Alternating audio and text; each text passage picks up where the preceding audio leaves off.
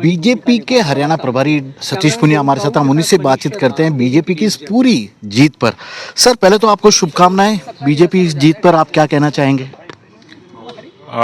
ये जीत बीजेपी के राष्ट्रवाद के विचार की जीत है।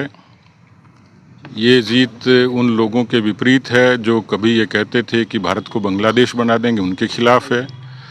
ये जीत मोदी सरकार की 10 वर्षों की ज़मीनी तौर पर बेटी बचाओ बेटी पढ़ाओ से लेकर हरियाणा में जितने प्रयोग हुए उनकी सफलता की जीत है।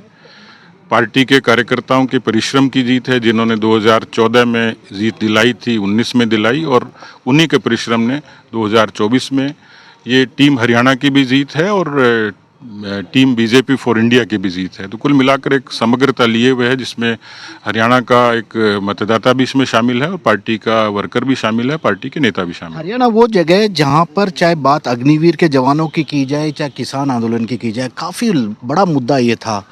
इतना आसान था सब कुछ इस कदर हाफ सेंचुरी तक आ जाना?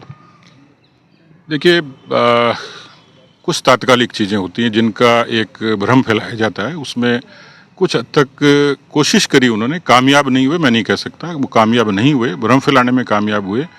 थोड़ा बहुत उसका इम्पैक्ट लोकसभा के चुनाव में था, लेकिन धीरे धीरे लोगों को जब हकीकत सामने आई, उसमें अग्निवीर के बारे में हरियाणा की सरकार ने, नायब सैनिक की सरकार ने स्पष्ट कर दिया कि हम लोग उनको 100% रोजगार देंगे। अग्निवीर के बारे में जो भ्रम फैलाया गया वो भी सामने आ गया था। किसानों के बारे में मुझे लगता है कि हरियाणा किसानों का प्रदेश है। हरियाणा का एक जो ज़मीनी किसान है, सामान्य किसान है, वो प्रधानमंत्री किसान सम्मान निधि का 17 लाख वहाँ का किसान इसका लाभ उठाता है। वो फसलों की बीमा योजना के एक एक ज़िले के 500-500 करोड़ का क्लेम उठाता है, और इसलिए स्वाभाविक तौर पर वहाँ जितनी केंद्र की किसानों के प्रति जो नीतियाँ थी उसका लोगों में भरोसा था, बिना किसी जाति बिरादरी के था। जो हरियाणा में एक बात कही जाती है, बिना खर्ची और बिना पर्ची की भर्ती, हरियाणा की सड़कों पर भर्तियों को लेकर हमेशा चर्चा होती थी, और आप देख सकते हैं किस तरीके से पूरे देश में उसकी बदनामी होती थी। लेकिन ये सत्य है कि बिना खर्ची के, बिना पर्ची के, बिना सिफारिश के, बिना पूंजी के सामान्य वर्ग के व्यक्ति भी आसानी से सरकारी नौकरियों में भर्ती हो गए थे। तो लोग, एक जन विश्वास था हरियाणा की जनता का भारतीय जनता पार्टी पर। तो स्वाभाविक तौर पर ये जो जीत थी ये पार्टी की नीतियों की थी, पार्टी के जो कामकाज की थी, और पार्टी के कार्यकर्ता और नेताओं की समझ। सब कुछ था, फिर भी आपने नए सीएम के चेहरे लेकर आए, बावजूद इसके ये कहा जा रहा था, चाहे एग्जिट पोल की बात हो, चाहे वहाँ के जो भी जानकार है राजनीति को, वो यही कह रहे थे कि बीजेपी तीसरा टर्म पूरा नहीं कर पाएगी, हैट्रिक नहीं लगा पाएगी। हम लोग तो आश्वस्त थे, क्योंकि जो हमारे उसके कुछ मजबूत कारण थे, ठोस कारण थे।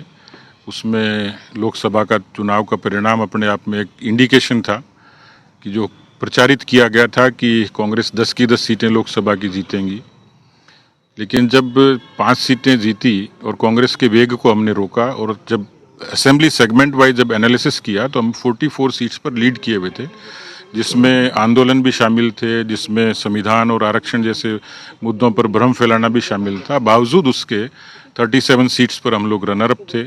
तो कुल मिलाकर ये एक कॉमन मैंडेट था कि जिसके आधार पर बीजेपी पर लोगों ने भरोसा किया, और इसलिए हम लोग इस बारे में पूरे तरीके से आश्वस्त थे। पार्टी की जो तैयारी थी, हमारी जो रणनीति थी, संगठनात्मक जो ताकत थी, कुल मिलाकर मिश्रित मुद्दे थे, अनेकों फैक्टर थे जिसने हमें जीत के लिए प्रेरित किया। एक आखिरी सवाल, चुनाव से पहले सीएम का चेहरा बदला जाना करीब साल भर पहले, उसके बाद उसका कितना फायदा हुआ, और क्या अब भी नायब सैनी जी आपके मुख्यमंत्री पद के दावेदार होंगे? क्योंकि विधायक दल की बैठक में तय होगा जो कुछ होना है, लेकिन क्या आपकी तरफ से कुछ ऐसा तय हुआ है?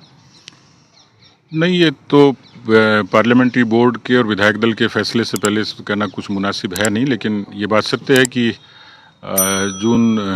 30 जून को जब अमित शाह जी पंचकुला आए थे तो उन्होंने ये पार्टी की तरफ से ऐलान किया था कि नायब सैनी हमारा इलेक्शन में फेस होंगे, और उस पर हमें सफलता मिली है। इसलिए आगे का निर्णय तो पार्टी के आलाकमान को करना है, लेकिन ये सच्चाई है कि लोगों ने नायब सैनी के चेहरे को पसंद किया। महाराष्ट्र और झारखंड इलेक्शन आने वाले टाइम पे है, कितना असर इस इलेक्शन रिजल्ट का पड़ेगा?